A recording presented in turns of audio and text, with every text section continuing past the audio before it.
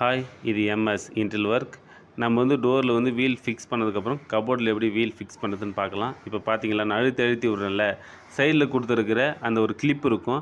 அந்த கிளிப்பு நல்லா நம்ம எல்லாமே லூஸ் பண்ணிட்டு அந்த கிளிப் அழுத்தினா அது கிளிப் லாக் ஆகிடும். மேலே வந்து நம்மளுக்கு கேப் இருக்கும்.